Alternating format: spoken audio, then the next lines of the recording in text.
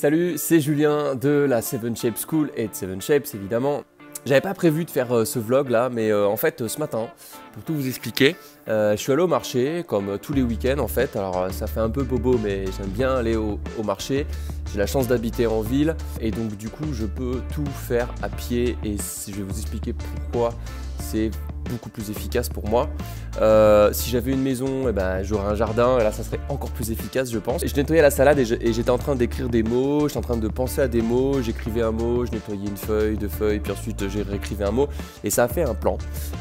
Et je me suis posé une question sur le fait de consommer en local, en circuit court, est-ce que le rapprochement qu'il peut y avoir avec le lean.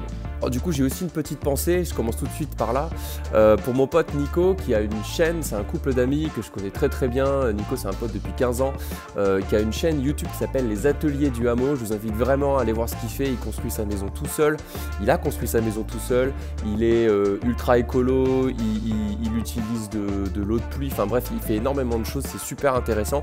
Et il utilise la 7 Shapes School pour optimiser un petit peu tout ce qu'il fait dans sa maison, essayer d'éliminer un peu des différents gaspillages, des transports, essayer d'avoir un atelier un peu plus ergonomique. Bref, je vous invite à regarder sa dernière vidéo, il nous fait un petit clin d'œil à la 7 Shapes School, donc voilà, vous regardez dans la description de la vidéo et je vous mets son lien. Et donc du coup, oui, pour revenir au sujet du marché, en fait, ce qui est intéressant avec le marché, c'est que forcément, si vous comparez ça à un supermarché c'est un peu un truc de feignasse. C'est-à-dire que vous allez vous garer sur le parking, vous allez arriver du coup, alors là je vais attendre que mon chat finisse de faire ses griffes, vous allez rentrer, prendre un caddie, tout est sous poche, vous avez juste à vous servir, vous bipez, vous rentrez chez vous, vous garez la voiture juste à côté de la cuisine presque, et vous mettez tout dedans. Donc ça demande zéro effort en fait. Donc c'est encore pire si vous faites le drive, et si votre objectif et votre indicateur c'est d'être efficace et de gagner du temps, ok, ça marche. Finalement, tout dépend des objectifs et des indicateurs que vous fixez. Si on rajoute à ça un indicateur qui est très simple, qui est l'environnement, et que vous vous dites, ok, les légumes qui viennent du Guatemala ou de l'autre bout du monde, qui ne sont pas de saison, qui ne sont pas faits en local, effectivement, si vous rajoutez par exemple un indicateur qui est le CO2, là, vous allez vous rendre compte que finalement, cet indicateur-là n'est pas atteint. Vous allez peut-être gagner du temps, mais vous allez complètement pourrir la planète. Et donc moi, ce que je dis tout le temps, ce que j'arrête pas de me répéter, c'est vraiment un de mes mantras et ce que je répète à l'équipe tous les jours, c'est de la contrainte naît la créativité.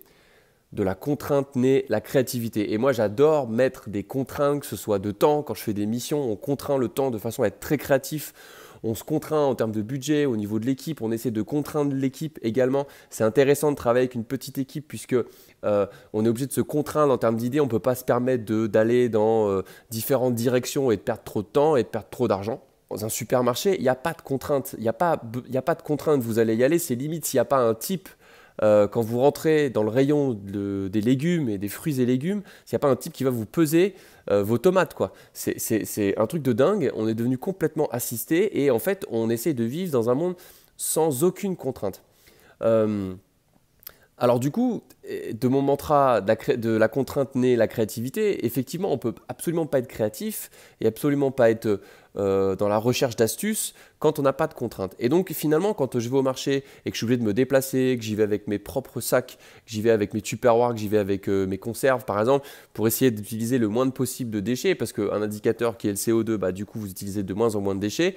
Là j'ai fait des courses pour 20 € et j'ai zéro déchet. Il y a zéro déchet, je réutilise absolument tout. Donc c'est hyper intéressant quand je mets cet indicateur-là. Et aussi, ce qui est intéressant dans le marché, c'est que pour moi, aller au marché ou aller faire ses courses en local, c'est très lean. Pourquoi ? Parce que si on le voit par rapport au gaspillage du lean, vous savez qu'il y a 7 gaspillages dans le lean management. Déjà, la première chose, c'est que souvent, les maraîchers, ils travaillent en petits lots. Donc, vous allez consommer ce qu'il y a en stock, ce qui a été produit, et vous allez consommer en petits lots. Donc, il n'y a pas surproduction et vous allez travailler sur des petits lots. Ensuite, le transport, il est minimum puisque les produits ils viennent juste à côté de chez vous. Donc, du coup, le transport, il est minimum. Et moi, je vais jusqu'au marché. C'est à même pas 500 mètres de chez moi, à 1 km à peine, à pied. Et donc, du coup, il y a très peu de transport. Et également, il y a tout ce qui est non-qualité. Finalement, quand j'y vais, je peux prendre des salades qui sont un peu moins calibrées, comme vous allez retrouver dans les supermarchés. Tout est calibré, tout est nickel. Là, vous allez retrouver des choses qui sont beaucoup moins calibrées. Donc, on accepte un niveau de qualité légèrement moindre et c'est intéressant parce que ça évite de faire trop de gaspillage. Bref, des petits lots, moins de transport, moins de stockage, moins de surproduction et beaucoup moins de non-qualité. Vous voyez que ça fait déjà 5 quasiment gaspillages, 4 à 5 gaspillages. Il y a beaucoup moins d'attente aussi également. J'ai pas besoin d'attendre à la caisse. Je prends mes légumes, j'achète, je pars. J'ai pas besoin de faire la file d'attente au niveau de la caisse. Donc le circuit est très très court. Et donc cette expérience de ce matin que j'expérimente tous les week-ends, en fait, ça m'a fait rebondir sur une conférence. J'étais allé voir de Nicolas Collin de The Family qui était hyper intéressante. Et il disait que ce qui était intéressant, c'est qu'une start-up, comparée à un grand groupe ou à une grande entreprise, c'est que la start-up, elle a une date de mort. C'est-à-dire qu'elle a une trésorerie, un fonds de roulement qui va en décroissance. Théoriquement, puisqu'on démarre et qu'on ne fait pas des énormes chiffres d'affaires. Et par exemple, chez 7Shapes, peut-être que dans 8 mois, 10 mois, on ne sera plus là parce qu'on n'aura pas fait assez de chiffre d'affaires, parce que notre modèle ne fonctionne peut-être pas, parce qu'on n'a pas su pivoter assez vite ou s'ajuster, etc., etc. C'est pour ça que quand on compare une start-up à un grand groupe et qu'on se dit comment un grand groupe pourrait être aussi créatif qu'une start-up et pourquoi les grands groupes rachètent les start-up, parce que les grands groupes, ils n'ont pas cette contrainte d'argent, ils n'ont pas cette contrainte de temps, de bureau, d'équipe. Il y a du monde, il y a de l'argent, il y a des bureaux, il y a de l'espace. Donc, il n'y a pas de contrainte. Donc, s'il n'y a pas de contrainte, pour moi, il n'y a pas de créativité possible.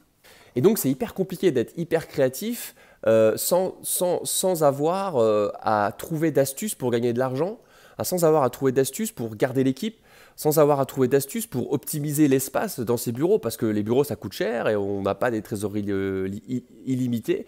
Et donc, finalement, de mon exemple du marché, l'exemple du grand groupe, l'exemple de la start-up, c'est vraiment ce qui est intéressant, c'est cette idée de contrainte. Je pense que c'est vraiment presque limite obligatoire de se créer des contraintes. Parce qu'il n'y a vraiment que comme ça, je pense, si vous entreprenez et vous créez une entreprise, je pense qu'il n'y a vraiment que comme ça que vous pouvez être créatif et créer des choses qui n'existent pas, être disruptif en fait. Ça va vous emmener à réduire tous les gaspillages, toutes les non-valeurs ajoutées que vous allez créer. Vous allez du coup trouver des petits hacks, des petites choses qui font que vous allez aller plus vite, vous allez être plus astucieux. Ça va être, vous allez avoir peut-être des produits que vous allez lancer plus vite, vous allez moins vous poser la question. Typiquement, on s'est posé la question très longtemps, est-ce qu'on lance le produit en avril, en mai, est-ce qu'on lance les produits plus tôt, plus tard?